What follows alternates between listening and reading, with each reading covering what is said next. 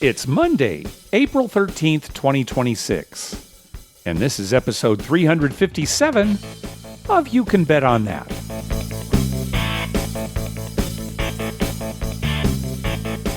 Hi, everybody. Welcome to You Can Bet on That, a podcast for the recreational gambler. I'm Mark Duvall. And I'm Dr. Mike. Dr. Mike, how are things going? Good. Everything's good. We're having our usual, March and April weather. Mm-hmm.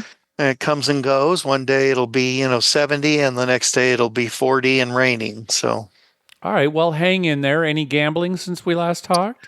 No, nothing since we last talked. I actually was thinking about this weekend, but I don't know. It's the weather. It's rainy, and I just don't know if I'm going to make it. But I do want to go sometime this month down to the Isle Casino, just because I build up some of my Caesars rewards. Any luck with March Madness brackets? Yes, I won the pool at the school. Excellent. Yep, I had two of the final four teams, Connecticut and Michigan, and I had Michigan winning it all. So once I got to the final four and those two advanced, I was guaranteed. Oh, good. Yeah, that was nice. I think last year I got second. So they're not going to want to play with a professional like me. Right, the streak is on. They can recognize when you're on a heater. Well, Dr. Mike, we got an email from listener Chris. He said, my local casino is one of those video lottery terminal places, but they have bubble craps. Is that predetermined too, or is the dice random on those machines? So just to back up a little bit, he's talking about a Class 2 casino here, or I should say a casino that's only allowed to offer Class 2 gaming. When it comes to slot machines, that's what we call video lottery terminals. And it even affects video poker.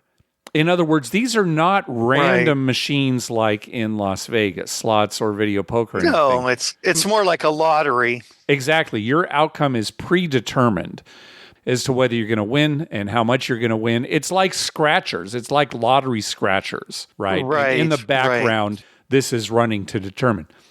But they do have a bubble craps machine at Chris's location. Is the bubble craps machine random? Yes, it is. So we've got yet another You Can Bet on That mystery. How is it that they can have bubble craps, which is completely random, at a video lottery terminal casino? Now, I don't know the answer, so I'm kind of putting it out there. He didn't say what state, but it's a situation where you can't have a real slot machine. You could argue, it's because it's a machine. It's because yeah, but so is a slot machine, and the slot machines have to be video lottery machine, right? Yeah.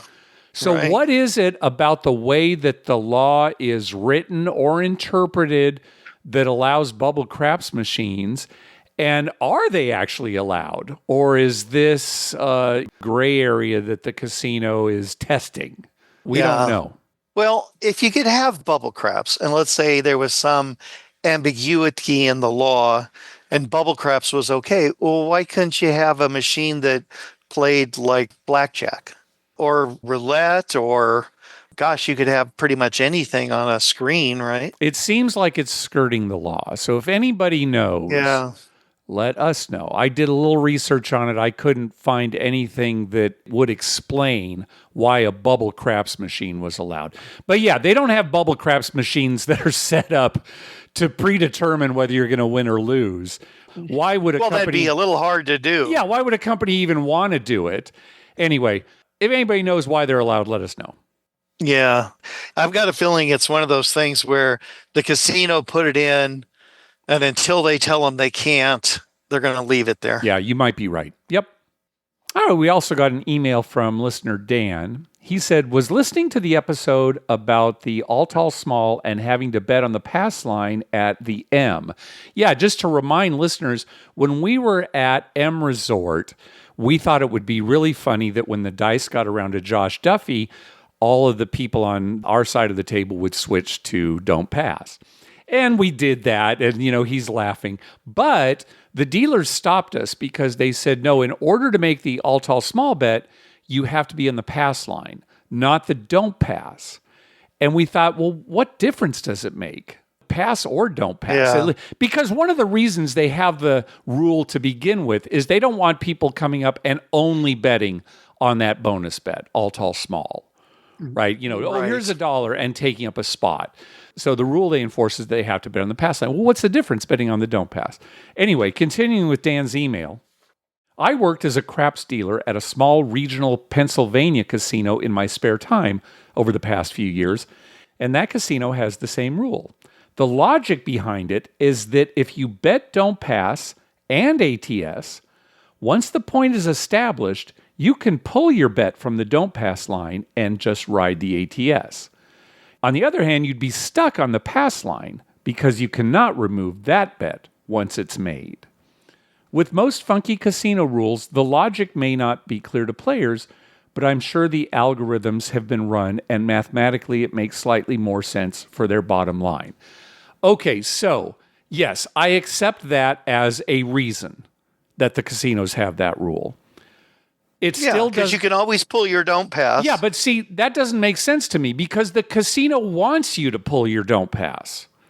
Right? It's to the casino's advantage for you to pull your don't pass bet off once a point is established. You make a don't pass bet, you make an ATS bet, a 6 is rolled, you pull your don't pass bet. Well, that's a bad move as a player. You have an edge now on the house with that don't pass. Right. It is a bad move and you shouldn't do it. But I think what the casino is thinking, well, then we're going to get people who just put $1, $1 on the ATS and they put the minimum, which maybe is $5 or $15 on the don't, and then remove it after a point's established. And then they're just like the guy who just wants to bet the ATS and has nothing else invested. And I agree that I think that is what the casino is thinking, but it's still flawed logic. They want players who will make a don't pass bet, go through that come out roll, right, where the don't pass has a disadvantage. And then once the don't pass has an advantage by a point being established, they pull their bet. Right. So I agree that that's what they're thinking. Their thinking is wrong. Yeah, well, and a player who would do that, his thinking is wrong too, because his thinking is wrong. He has an advantage too. there. And how many people? I mean, is this some kind of epidemic? I mean, come on. Yeah, well, it also may be a situation where they're trying to limit the number of people who are just there to get points because their bet on the ATS is probably rated higher than their don't pass. I appreciate you playing devil's advocate, but please stop standing up for the casino in this case. All right? What are casinos thinking? You know how paranoid they are about everything, casinos. Oh, yeah. I have it on very good authority that one of the local casinos in Las Vegas, the casino manager is convinced that dice control is real and will ban people based on that. So, yeah, you're dealing with people. Sure. Right?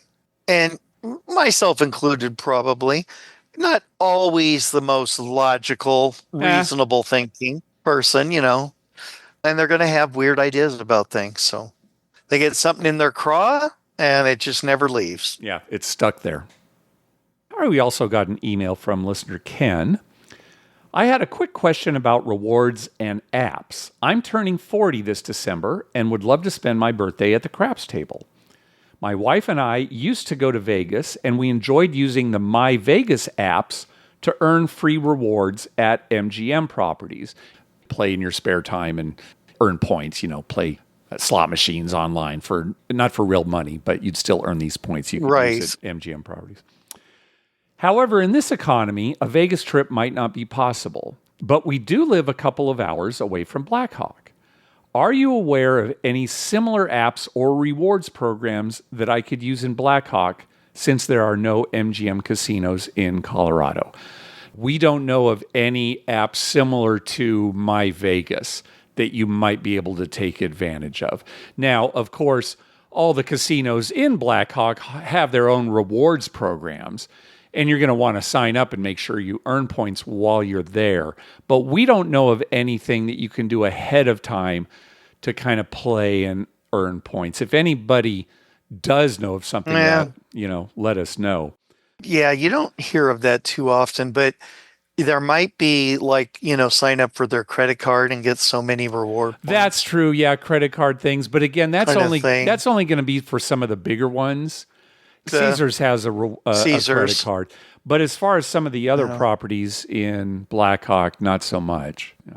Just for the record, so Caesars does have two properties in Black Hawk. It's Horseshoe and Lady Luck. There is a Maristar. They're part of Penn Play. There is a Bally's. They're part of Bally's Rewards, obviously. Monarch basically has its own rewards program, although it is also tied to Atlantis Reno. That's probably not much help. And then the Lodge has its own rewards program. Those are kind of the big ones there. So anyway, if you do go to Black Hawk, we love it, of course, and good luck. I think Black Hawk is very reasonable as far as getting value for your money. Lower kind of limits, not super expensive rooms.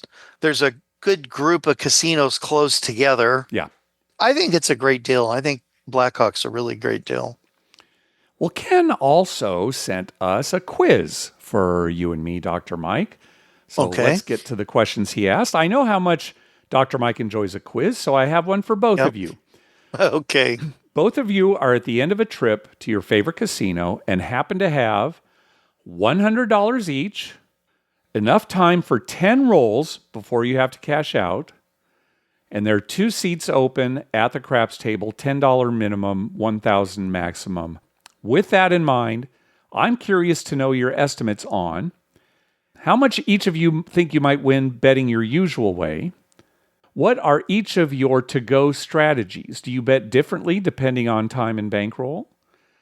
How much is possible to win, assuming, of course, no 7 outs in those 10 rolls? And finally, what are the chances that the same waitress remembers Dr. Mike and his favorite drink order? Ken says, my rough estimate puts the maximum win at $243,100 if you kept putting it all on 12 and somehow only 12s were rolled. So let's go through these questions, Mike. We only have $100. We only have 10 rolls. He says, how much each of you think you might win betting in your usual way? So if the question is, I'm betting my usual way, which is usually a 3-point Molly, and I don't know that I only have 10 rolls, well, I'm not going to win much at all, right? Because I'm just making come bets, and maybe I'll repeat a few and not much. I imagine you're the same way, Mike. You probably wouldn't make that much if you're just betting your usual way. No, if I'm betting my usual way, I wouldn't. Well, I'm going to preface this by saying, first off, if I only had $100 and I had, maybe 10 minutes before I left, I'd probably just hit a slot machine, just because I couldn't get that much going on a craps. And it'd be one of those things where, like, if I am on a good roll, I don't want to stop. Okay, good. So I would tend to put it all out there too if I went to the craps table thinking basically it could be one shooter and I've got to win right away. Yeah. So I'd probably blow it right away and end up with nothing. But if I went to a slot machine, I could sit there the whole 10 minutes. And what I would probably do, I'd take the $100. I'd put $25 on all the even numbers. Yeah, even 6 and 8. I know 25 is not right, but I only have $100. So I put money on 4, 6, 8, 10, and I'd max press every roll until that 10th roll, and then I'd color up. So there you go. It would depend on what's rolled, right? Yeah. How much could I make? Well, if they're all 4s or they're all 10s, I could make thousands of dollars. But that's probably how I'd play if I knew. Yeah, that would be the wise way to play. The only thing different I would do is probably, rail $10 from the guy next to me so I could make proper bets. Oh, so you could make the full 30 on the 6 and 8? Yeah. Just when he's not looking, just, a couple of 5s. That's out of right. his Yeah, and security probably won't catch it till you're long gone. So, right. I'm only here for 10 rolls. Give me a break. And then what are the chances that the same waitress remembers your drink order, Dr. Mike? Well, if we've been there all weekend, probably 100%. All right, 100% then is the answer. Oh, that's never happened to me except for when we went to like Harrah's Rincon a lot or places like that. They kind of knew what I was going to Sure. get because we got the same thing every time, right? Now, if it had actually been a different casino at a completely different ownership, like, Yeah. she was working at Palazzo and then, you're down at Horseshoe and she says, "Oh, same Yeah. drink." That would really be something. Yeah. That would be something. She'd have to have two jobs, though. That'd be a Yeah. hustling Well, waitress. yeah. All right. Thanks for that quiz, Ken. We also got an email from listener Julio. I've got a Las Vegas trip lined up for WrestleMania weekend, and it got me thinking about casino rewards programs and comp strategy. For this trip, I'll be spending the first 2 nights at the Venetian and the next 2 nights at Paris. With all the talk around Caesars properties possibly being sold and Caesars seemingly tightening perks and making comps harder to come by than they used to be, I've been wondering if it makes more sense to really concentrate play within one rewards program instead of spreading play across multiple programs like I normally do. I'd love to hear your thoughts on this. Do you think focusing play on one program is the better move right now to maximize value, or is there still a case for spreading action around? I would say you're going to want to concentrate your play most of the time, regardless of what you think the current environment is like, because that will maximize the offers you get from that property. If you spread it around, you might spread it too thin, and then you're getting subpar offers from a lot of places that maybe you don't want. Right. I would agree with that 100%. I think you're better off deciding, okay, I really like this property based on the property itself, amenities, or something like that, and then just concentrating on that property to get the most out of it you can. Because when you're spreading it around, yeah, you're going to get offers from a bunch of different places, but they're not going to be great offers. Yeah. I would suggest when you're at Venetian, you concentrate your play there at Venetian Palazzo. And when you're at Yeah. Paris, you concentrate your play there at Paris. I wouldn't worry about rumors about Caesars and that kind of thing, because if it's sold, it's not going to be too soon, and they're not going to make major changes to the rewards program right away. And again, Caesars is always pretty good about giving you free room, so you want to kind of keep that. That would be my suggestion. Julio goes on, more broadly, how do you guys currently view and rank the different casino rewards programs? If you had to rank them, how would you order programs like MGM, Venetian, Wynn, Boyd, Caesars, Fontainebleau, Resorts World, etc.? Which ones do you think are the best to play under these days? Honestly, this is probably a better question for the guys at Handy at the Shandy or Crap Vegas, because we're not terribly familiar with a lot of the different programs. We haven't used them. If we had to answer, we've heard MGM is probably number one right now. We've heard great things about Fontainebleau as well.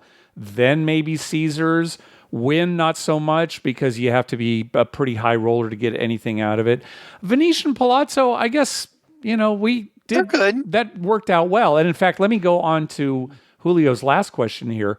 Mark, on the last episode, you mentioned you were planning to concentrate some of your play at the Venetian to see if they'd comp the final nights off your stay. Did that end up working? And yes, it absolutely did. They comped off the whole thing. So They that comped worked out off the great. whole thing. Yeah. Yep. Yeah. And you know what? So it hasn't been that long since we were there. I've already gotten 2 offers for 5 nights free stay At Venetian Palazzo. at Venetian Palazzo. Yeah. Yeah. Straight from the host, just text messaged me.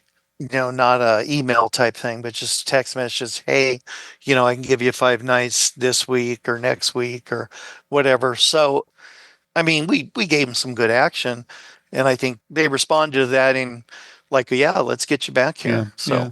So, Julio, just to reiterate, when you're at Venetian, concentrate your play there. When you're at Paris, concentrate your play there, or at least at Caesars properties. We think that's the best move. let's talk about Caesars for a moment.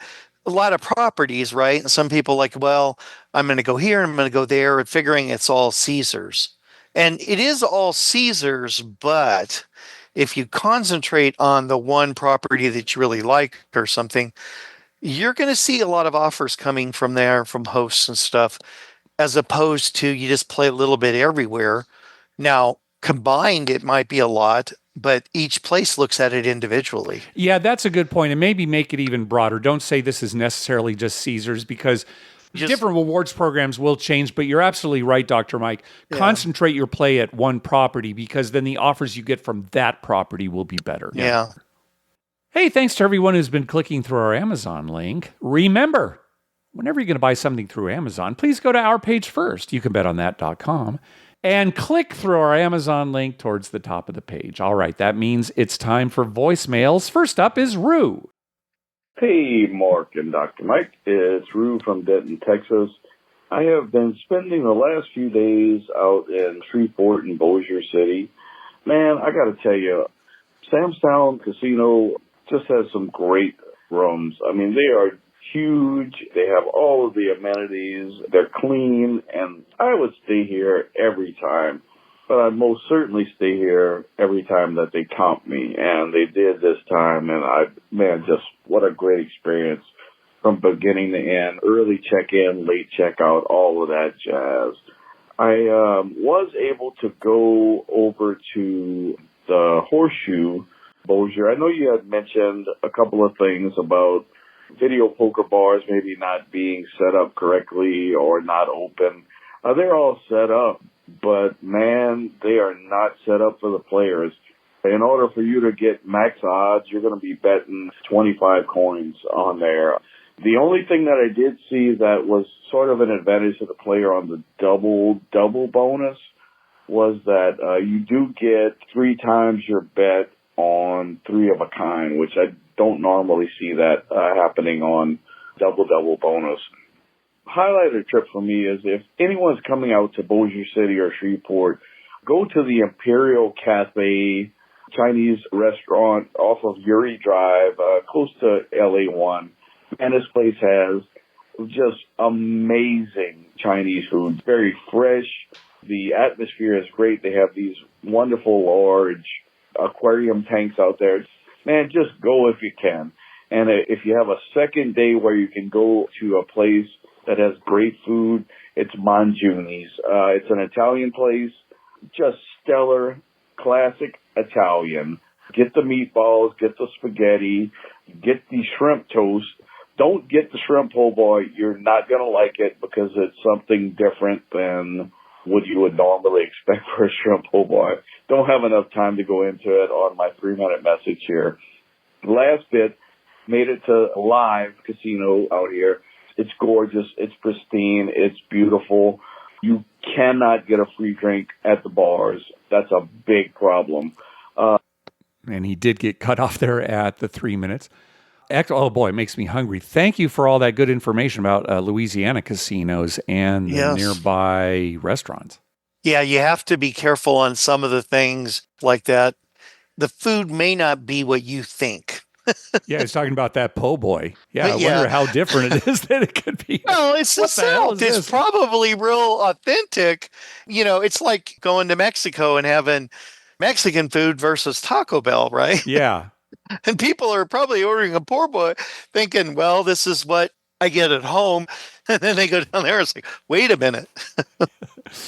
Yeah, not a lot of po' boys here in Southern California. No. I think you might be able to find one here or there, but yeah, we're not known for our po' boys. And what you think is a po' boy would not be what you would get. It's just a meatball sandwich, basically. Yeah, that's all it is. Deep South, yeah. One thing I know right off the bat, Ruth said about the casino being neat and clean. Uh-huh. It does make a huge difference, doesn't it? It sure does. You know, people talk about, oh, the room had this, the room had that. Hey, if it's neat and clean, that's my number one thing, right? It's like anything. You go to somebody's house, if it's kind of disorganized and messy and it just doesn't look clean, you know, you're like, do I want to eat here with these people? Yeah. You go someplace and it's... Make an excuse. Get out Make here. an excuse. Yeah. You go to some place that's neat and clean and everything looks well, you know, in place and everything. You don't even give it a second thought. It's like, oh, yeah, this is comfortable. All right. Next up is Bruce. Hey, Mark and Dr. Mike. This is Bruce from Maine. Just a couple stories from the craps table at my local casino at Oxford Casino in Oxford, Maine. First, it was the first time I've ever run into a power outage at a casino. At the craps table, all of a sudden the power flickered, And I've never seen people act so fast as the dealer and the boxman got the plastic over the bank. Seemed like they did it within a couple seconds. Then it took about 10 minutes. The power came back on, and we got back to playing. And then it happened again. And again, they were just as fast getting the plastic back over the bank. That time it took a little longer. They said, you guys can stay or you can take your bets back. They even let us take back the pass line bet. So that was a strange situation. Second, I was a shooter at the table. I'd already made my point. And I had been playing the all tall small, but I forgot to put my bet out. But the box person let me still do it. She asked if I wanted to. I said, yeah. I said, I understand. I missed it. It's on me. She said, oh, no problem, even though you've already made the point of 8. She put me back on, all tall, small, and, of course, ended up hitting them all. So that was a fun situation. And finally, kind of the funniest, I was at the end of the table just kind of chatting with the dealer at that end, and my wife came along. She went to the other end of the table talking to a regular we know real well named Joe. And I said to the dealer, I said, boy, look at the pretty blonde up there talking to Joe. She said, yeah, he's probably getting his hooker for the night. And I had a big smile on my face, and I looked, I said, that's my wife. And she got red and very, very embarrassed. And then finally my wife came down, and she wondered why I was laughing. And I told her what happened. And again, the dealer got very embarrassed, but she knew that we were real good with it. And it was funny, and we always had a good conversation about that when we saw her at the casino after that. But thank you guys for the podcast. It was great to meet you in Connecticut a few years back at Vito's Gamble Palooza. Thanks for the podcast. Bye. All right. Great story, Bruce. Thanks. Yeah, that's a good story. Even if it's not your wife, that's what you should say. Yeah, that's my wife. Yeah, really. That's true. Even if it's not your wife. Yeah, that's my wife. Oh. We've experienced some power outages, haven't we, Mark? Well, maybe you have. I don't know that I ever have. Weren't you at Rincon that one time when the power went out? I don't think so, no. Well, they had fires. Remember? There were fires and the power went down. The casino was closed for a while. I was there then. I was there another night where for some reason the power went out. And the people at the slot machines were freaking out more than anyone else. Yeah. You know, because they're like, am I going to lose all my money? Is it going to reset? Or, you know, sure. They were freaking out. The craps table, we just stood there in the dark for a few minutes. And no, I wasn't with you. Yeah. You remember when that happened? I do remember the stories. Yeah, sure. Yeah, there were a few instances of that, fires and then bad weather once. Remember a piece of the roof fell that one time? Oh, I do remember that. I was there for that. Thank goodness nobody was into that. Wow, that was a big, heavy piece. Yeah, and the funny thing about that is no power outage or anything, just all of a sudden a piece of the roof fell. There wasn't any rain or anything. There was it wasn't like we were in a storm or anything. Yeah. Of course, a storm in, San Diego, that's like we get 1/4 of an inch. That's a bad storm. It's a catastrophe is what that is. It's a catastrophe. Well, good for that box to let him make the all small tall late. I don't think I've ever seen that on that particular bet. Maybe the fire bet. I don't know, but. Well, okay. Well, I'm going to say something, and just to play devil's advocate, because he didn't give us privy to this information, but had anyone else bet it yet? Because if no one else bets it, you can just bet it right then, and then you can bet it at any time, right? So, they don't mark it until someone bets on it. Yeah, it just seems odd to me because I've never, ever. Yeah, we've never seen that that's a pretty egregious kind of thing. If somebody else had a bet up there already, you couldn't go late like that. Yeah. All right, next call. Hey, guys. I have a trip report for you. I spent 10 days on Carnival Cruise Lines crossing the Atlantic, all sea days. And they expanded the casino into the hallways for this purpose because it was all sea days. So they had some roulette, they had a craps table. First night was $25 minimum, and they had no takers. So the rest of the trip, they had it down to 15, and it filled up. I noticed they had a big 6 and big 8 on their corners. I haven't seen that in a long time. I don't think cruise ships are known for having good odds. They had blackjack, they had some sort of hold'em table game, and they had a 3-card poker, which I decided to play for the first time. I played 12 hands, broke even. It wasn't that great. $10 minimum, 6-5 blackjack, whole bunch of slot machines. People were having a good time. It was crowded and busy and jumping. Have you ever taken a cruise and gambled on the ship? Right. Yeah, several times. Yeah, you've actually been. I've never been, but most of the cruises you've been on have had casinos, right? Oh, yeah. Well, I think only one that didn't, the Disney cruise. Of course. All the rest had casinos. But, the rules aren't going to be real favorable. Like you said, there's going to be 6-5 blackjack. And I'm surprised that they would have a $25 craps table, because not only is it a little steep for a lot of people, but you want people to have fun on the cruise so they come back and cruise again. It's like, well, I wanted to play craps, but the limits were too high. You're much better off as a business model having lower limits and having a full table. Yeah. And where people have fun and say, oh, yeah, that was great, getting together. It's funny, they were out into the aisles and stuff. That's pretty nice. Oh, you mean out at sea in the Atlantic? Yeah. Yeah. Yeah, and they let the casino expand out into the... Oh, in the aisles. At first, when you said aisles, I thought you meant islands. No, in the aisles. I got you. The walkways. Gotcha. It is confusing. That's why when I go to Waterloo to the Isle Casino there, it's not on an island. I don't know. Yeah. It's weird. But I enjoy the cruise with the gambling that way at night when you're out to sea. It's something to do. It just depends what kind of person you are. I'm not a sit down for the show kind of person. You can only see Shecky Green so many times. Yeah. Yeah, so the rule's not as good on cruise ships. However, I've heard that for advantage slot players, they can be a gold mine, because the people who play the slot machines on cruise ships leave the machines in favorable conditions quite a lot. Yes. So I doubt if there's anyone out there making a living by taking advantage of cruise slot machines. I don't know. There could be, yeah. The reason he saw the Big 6 and Big 8, Mark, is because it's a cruise ship and they've had those same felts. Yeah. There's no reason to change them. They never wear out. Yeah, it's from the 70s. They're not used that much, not like a casino with 24/7. This is, they have limited hours. All right, next up is Dennis. Mark and Dr. Mike thought you might like to hear about a quick trip report. My brother Brent and I, who did have the pleasure of rolling bones with you guys a little while back, were rolling up to North Carolina to watch some baseball. We were there early and happened to see some advertisements for a new casino going up called Two Kings Casino. So after quickly buying something we probably didn't need on Amazon to the You Can Bet on That link, which I highly recommend, we pulled off the highway just to check it out. Lo and behold, it's open. They have a temporary casino. It is a bunch of double-wide trailers with one craps table, $25 min on a Friday afternoon.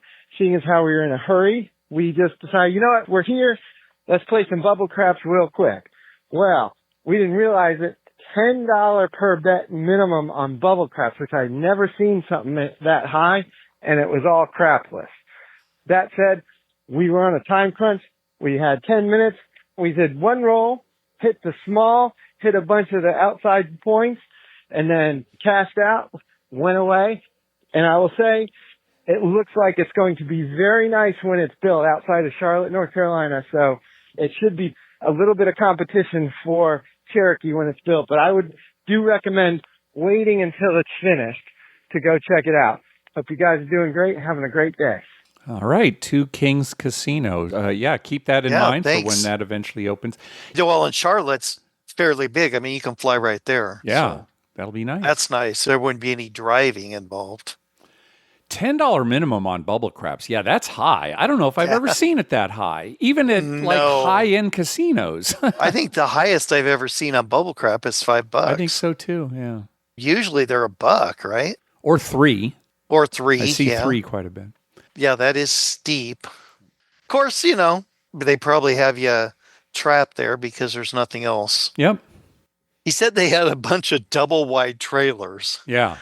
I wonder if they were hooked together or like, oh, this one has slot machines. You're done here. Go over to the other one. It's, I would assume they're connected, but that would be funny. Like, okay, now I have to leave and then go over. What's this one? Oh, bathrooms? Okay. What's this one? Don't forget to stop at the food shack on the way, from trailer to trailer. That's funny. I thought he was going to say a big tent, which is what that's usually what been it is, accustomed to while they're building the casino. Yeah. All right, next call. Hey, Mark and Dr. Mike. It's Jason again from North Carolina, calling you a little different type of report, and this is a book report. All right, so I just finished Mark of 360 Vegas's Vegas from Fremont to the Strip, How Las Vegas Casinos Evolved book. I just got into the 360 Vegas site not too long after Mark's passing, and I bought this book, and it's been an amazing read.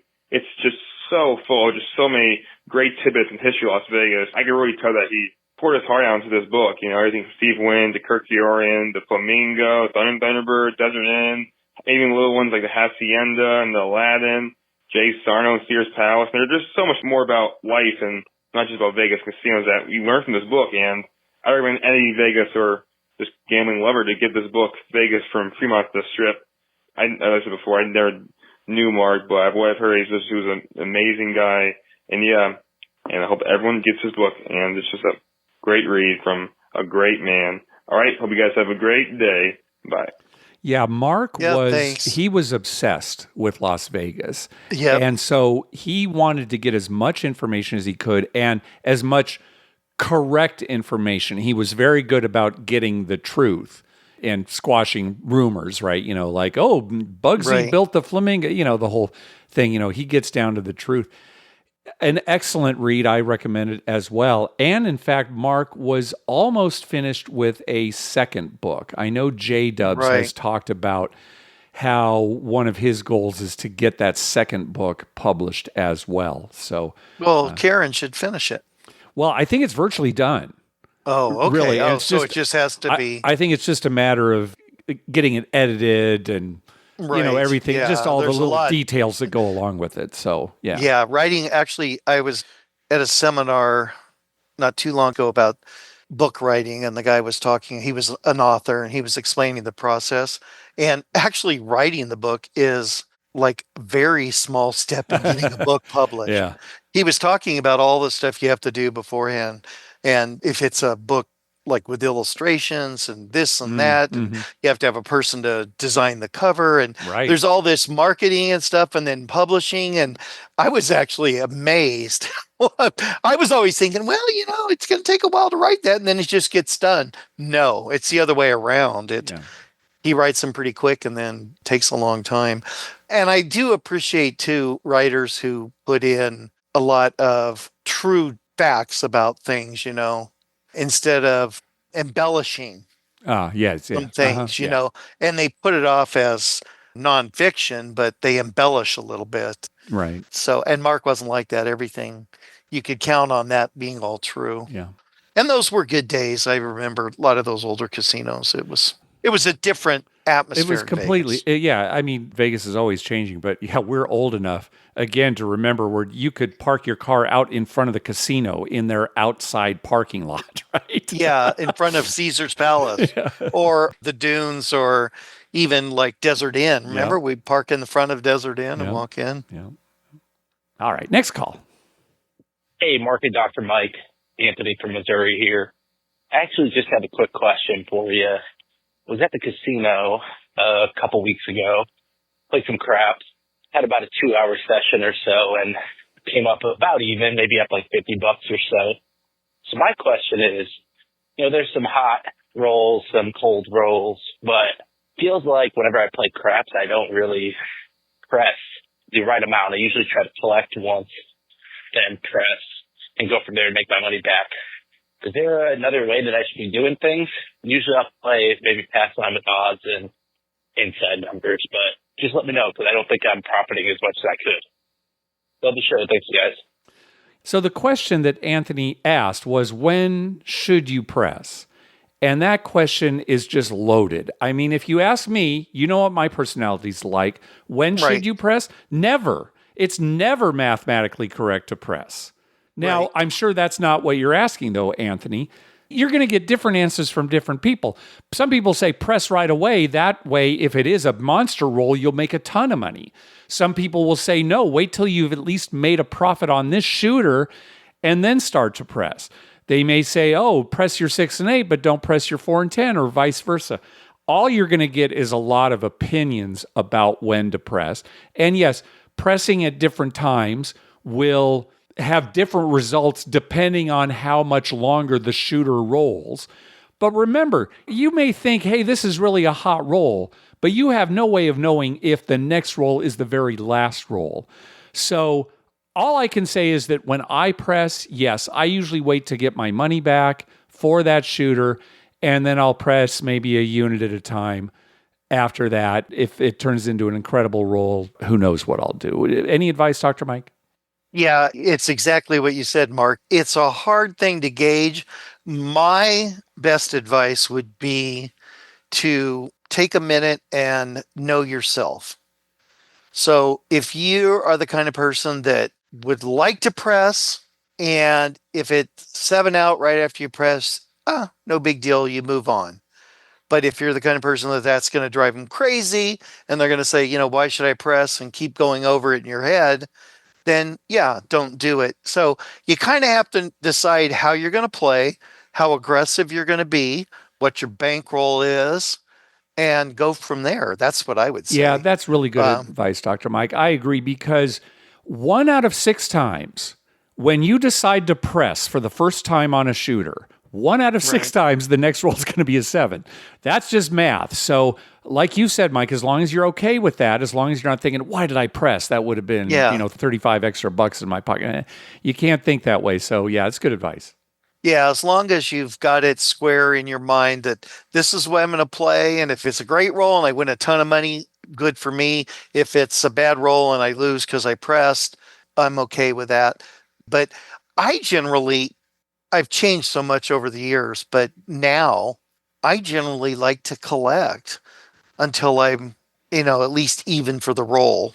Yeah, and sometimes I'll wait till I'm even for the table. If it's really bad, I don't want to press too early and then lose my bankroll.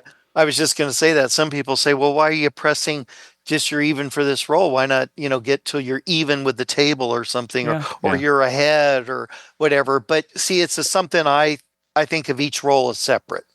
So even though I may be down, I'm up for this roll. So I'm going to go for it. It's just whatever you're comfortable with. Yeah, you're never going to get the right answer other than never press. What's the fun in that? Yeah, right. And if you have a crystal ball and you could, know when the roll's going to end, I could tell you exactly what to do, but you'd have to be a dice setter or dice counter or whatever you want to call yourself. All right, let's hear from Rev Dan. Hey guys, it's Rev Dan from Tulsa, Oklahoma. Just wanted to say I really enjoyed your last podcast episode. It was great to hear a trip report and hear what a fun time y'all had and a winning trip in Las Vegas. Congratulations on that.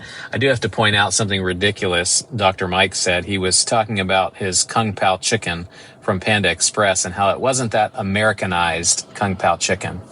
Wait, what? From Panda Express in Las Vegas, Nevada?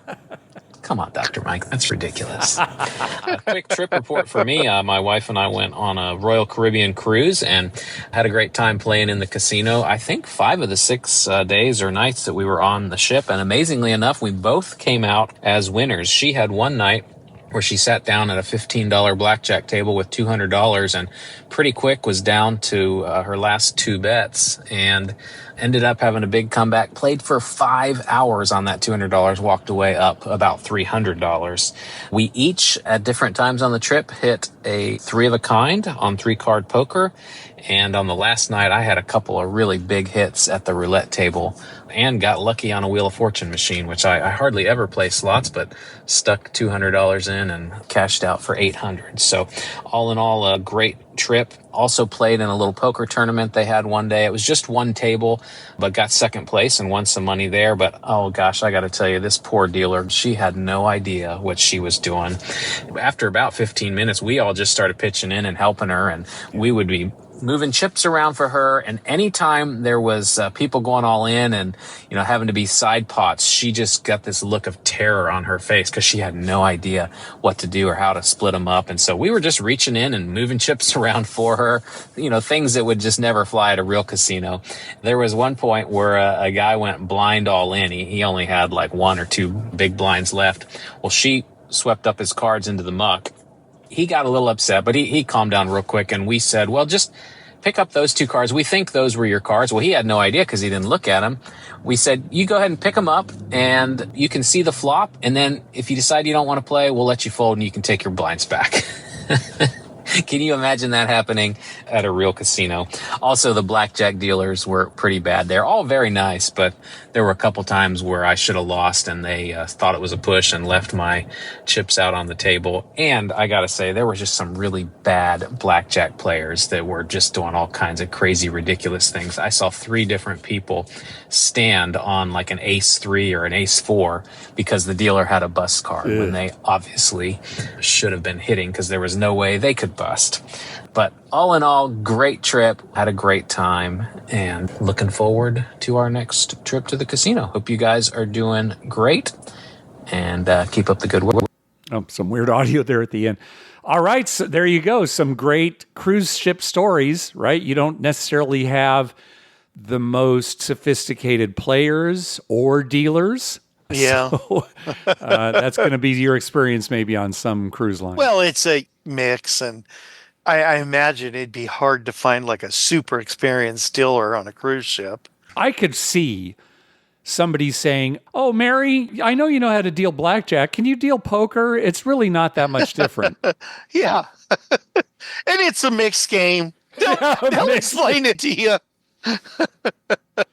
So, yeah, not too surprising. No. If you entered into the middle of that call, you would think he was talking about a home game. Right. Right. We were at Joe's house. Joe's never really dealt poker. Yeah, Rev Dan, thank you so much. When Dr. Mike on the last episode, they didn't Americanize the Kung Pao chicken. I'm thinking, okay, somebody please call in and call Dr. Mike. It's Panda Express for sure. It wasn't as Americanized as it could have been. I should have said. I guess. Well, it was nice and hot and spicy. It was delicious. I'll say that. Yes, it was delicious. They tone it down. I've had Kung Pao where it's like, wait a minute, this is just regular chicken. It's not that hot. It's not spicy enough. Okay. Yeah, not spicy enough. And this had big, huge peppers in it and stuff. So okay, so Dr. Mike is saying I might have chosen better words. Yeah, it was spicier than you would find at a typical Americanized Chinese food establishment. How about that? That, correct. Okay. Correct. I will say this, we have great Mexican food here in Southern California, and not all of it is authentic. Even at taco shops, right. Not all of it's authentic. That's fine. We have a taste for this. I will say one thing that drives me crazy. There are some taco places here where if you don't specifically ask for Mexican guacamole, yep, they give you mayonnaise. They call it American guacamole, and it's basically green mayonnaise, and it's terrible. Yeah, we shouldn't have to ask for Mexican guacamole. Okay. I don't even know if there's avocado in it. I think it's some kind of green dye taste something. It's not guacamole, that's for sure. Some places you don't have to ask, but some places you do. That is very true. And I'm sure it's a I always ask just in case if it's a place I haven't been to before, just in case. And a lot of times, that's the way we make it. So, yeah. Well, that Escondido, for people who don't know, which is a little north of San Diego proper, there's a place there that's always packed. Yeah. And that has real authentic Mexican food. Yeah. Like you would get in, Mexico, like Guadalajara or somewhere. For Las Vegas visitors, Tacos El Gordo would probably be the closest to the place you're talking about, Dr. Mike. Yeah. I don't know if you've been to Tacos El Gordo here. We have a couple of them. Yeah. So that would probably be the closest thing. Yeah. But they're, where you can get tripe and you can get menudo and, the real authentic stuff. Yeah. All right. Nice little sidetrack there. We do have at least one more voicemail. I'm looking at you, Caden, but I did not have time to prep it for the show, so we'll save that for next time. And, of course, all the voicemails that we get between now and then. So that will wrap up this episode. We want to thank some people for some recurring donations. From James M., from Jeremy at the Color Up YouTube channel, from the International Brotherhood of Gobbling Donkeys, from Tim S., and from Kurt S. Thank you very much for those recurring donations. We also got a donation from Thomas and Colleen. Karma donation for a family trip this weekend. Recommend 777 by Bruno Mars for Vegas playlist. I'm about to buy Las Vegas after this roll. Come on, 777, let's go. Such a fun Vegas song with so much energy. Give it a listen, Thomas and Colleen. And thank you very much. I did add that to the You Can Bet On That playlist. Again, a reminder, that playlist is accessible if you go to our webpage and click on the Spotify link towards the top of the page. And yes, please keep sending me your suggestions. I have added a few songs since I originally put that playlist together. These people don't know how great it makes your life when you can add stuff to a list. Mark lives for that. I started with 100 songs. It's up to close to 110 now, I think. Oh, I love it. Also, a donation from our buddy Kevin. Loved your Vegas trip report. Thanks for the content. Well, thank you, Kevin. Hope you're doing well. Also, a donation from Robin Aubin. Miss you guys. Karma for 70th birthday cruise on the new Norwegian Luna. So have a great cruise, Robin. Sounds like fun. And finally, a donation from Rev Dan, who we heard from there at the very end, past posting my Karma donation from a successful run in the casino on my Royal Caribbean cruise. So thank you very much. Hey, you can buy merchandise for You Can Bet On That and for the Better Life at bettermerch.com. That's BETTOR, merch.com. You'll find a link for that at the top of our webpage. Also on our webpage, you'll find a list of all the gambling-related shows coming up on American television in the next 2 weeks at youcanbetonthat.com/TV-listings. If you're looking for a movie to watch, check out our list of gambling-related movies at youcanbetonthat.com/movies. We'd love to hear from you. Call our voicemail hotline at 951-292-4377. That's 9512-WAGERS. 9512-WAGERS. Or you can email us at youcanbetonthat@gmail.com. We're also on Twitter at youcanbetonthat and on Facebook at facebook.com/youcanbetonthat. What do you got, Dr. Mike? Well, a couple things here, Mark. I'm going to do a little recap. First of all, I can't believe Robin is turning 70. Yeah. Because he looks great. Oh, he sure does. Honestly, I'd put him in his 50s at most. So, well done, Robin. Yeah, congratulations. And Rev Dan, I forgot to say one thing about his call. I love that they played a bunch of different games. Oh, yeah. Now, that's not particularly my jam in a casino, but I do like people who do that. That's somebody who's really enjoying their time. Yes. He mentioned 3-card poker and roulette and craps and slots. And I mean, poker, that is really getting your money's worth out of a casino. Yeah, I like agree. that. Good. Another thing, we were talking about, concentrating your play in one particular casino. So on this last trip, we played a few other places, but most of our play was at Venetian. Oh, Plaza. Well over 90% of the play was there. Yeah. And I mentioned that they, immediately sent me a thing for 5 rooms. I forgot to say that also included that was $1,900 in free play. There you go. Which I found amazing that it wasn't 2,000. Oh, and I was amazed that it was so high. 19 is still, So that's what kind of concentrating your play does. Yeah, $1,900 in free play. That's quite a bit of free play after one trip there. You're going to have to start thinking about when your next Vegas trip will be. Yeah, I know. I'm under the gun now. Oh, I just wanted to reiterate how good people are. People who listen to us and stuff, they send in donations and money and stuff, and we still get school donations. I keep a log of all that. I still have some money, and today they were playing with some pretty old baseballs. It was the 8th, 9th grade baseball level. Mm-hmm. And so, I was going to take a little bit of that school money out there and buy them a few dozen baseballs, Good. new baseballs, because schools, they'll play with a ball till it's not round anymore, Of course, Mark. yeah. They're not a sphere anymore. And we play in weather here. So like today it was rainy and cold and wet. And I mean, those balls get pretty muddy and beat up. So anyway, I just wanted to say thanks to everybody. I can't believe how great people are. I mean, we, as human beings, we kind of look at negative things and we see the bad in people. And it's nice to know there's still a lot of good out there. Yep, it And is nice. we really do appreciate it. People generally are good. You just hear about the few bad things. It's just like gambling. You hear somebody has a bad experience at a casino or something, and you think, oh, that's terrible. But, most of us have great experiences, right? Okay. Most of us have great experience. I know what you're getting at, Dr. Mike. Maybe not winning or losing. Okay, there you go. I got you. But we enjoy our experience. Yeah. I've had plenty of trips where I've lost and come home and thought, oh, well, that was fun. Yeah. So there you go. That's what I've got for today. And now I'm fully invested in baseball. So that's what's keeping me busy. All right, good. Well, enjoy watching the games. Enjoy watching the rest of the Masters, which will have been completed by the time this episode drops. Thanks for listening, everybody. We will talk again in 2 weeks. Yep. Good night.